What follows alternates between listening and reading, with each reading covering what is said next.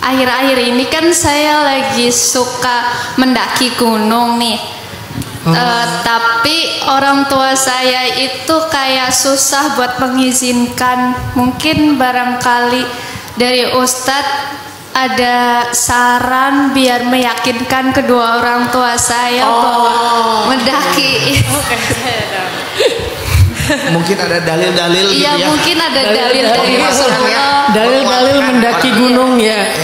Mendaki gunung di lembah. Bukan, itu di Jakarta Ustaz. Ada lagi Elsa? Cukup. Kalau saya jadi ayahnya juga kayaknya berat sih. Aduh. Karena saya punya anak perempuan. Ayah itu sayang banget sama anak perempuannya Mbak Elsa. Ini saya nggak mau ngasih nasihat tentang ayahnya, tapi justru ke Mbak Elsanya ya. Rasain Mbak Elsa. Ayah itu sayang sama anak perempuan Mbak Elsa. Jadi kalau ayah itu agak susah ngasih izin, Mbak Elsa coba pahami dari sisi itu. Ayah itu sayang banget sama kamu. Karena dia pengen anak perempuan ini nggak kenapa-kenapa. Walaupun mungkin kita secara pribadi pede-pede aja sih, apalagi mungkin udah pengalaman, mungkin emang udah pro juga kali, kita pede-pede aja. Tapi beda yang ngelihatnya itu orang tua, apalagi ayah ngelihat anak perempuan tuh beda. Ada sisi protektif yang agak-agak over nih.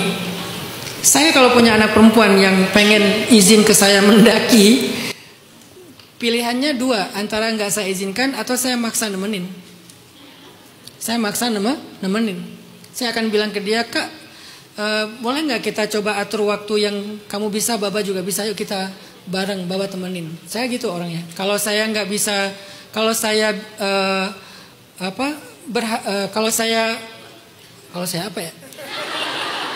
kalau saya nggak bisa nemenin, maka mungkin saya tangguhkan waktunya.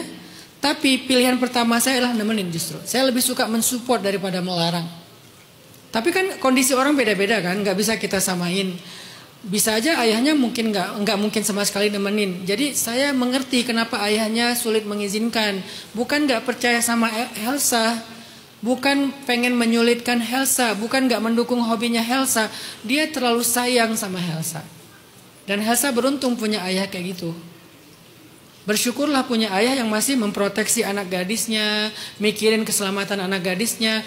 Tinggal nanti coba diskusikan apa jalan keluar yang terbaik. Apakah misalnya ayah juga ikut sesekali? Atau misalnya memang Elsa itu punya teman yang benar-benar bisa dipercaya dan bisa nemenin Elsa, jangan sendiri. Kalau bisa temannya jangan satu orang. Dan harus ada, kalau bisa ada saudaranya atau ada muhrimnya kayak adiknya, kakaknya, laki-laki yang bisa nemenin. Karena mendaki itu bukan perjalanan kayak di dalam kota daily life kita gitu loh. Itu udah berlaku fikih safar yang agak sedikit protektif untuk perempuan. Dan fikih safarnya perempuan kenapa harus pakai muhrim, bukan pengen menyulitkan perempuan, bukan, justru pengen melindungi perempuan. Islam itu kan membuat fikih perempuan bukan untuk menyulitkan kan, untuk melindungi mereka. Kenapa? Karena perempuan ini terlalu berharga. Kenapa tidak banyak fikih laki-laki? Nggak ada surat rijal dalam Al-Quran, yang ada surat An-Nisa. Kenapa? Karena laki-laki nggak seberharga perempuan. Laki-laki tergeletak di jalan nggak ada yang mau. Perempuan, setiap ruas bagian tubuh kalian itu berharga. Saking berharganya Allah bikinlah syariat yang memproteksi kalian, melindungi kalian. Sehingga istilahnya wal hafidhatul lil ghaib bima hafizallah, yang menjaga dirinya sebagaimana Allah menjaga dia. Jadi Elsa, pertama saya pengen Elsa ngelihat ini dari angle ayah yang sayang sama Elsa dan berdamailah dengan keputusan itu. Yang kedua, nanti cari solusi yang paling tengah, yang paling maslahat. Tidak juga membuat Elsa sampai harus kehilangan hobinya.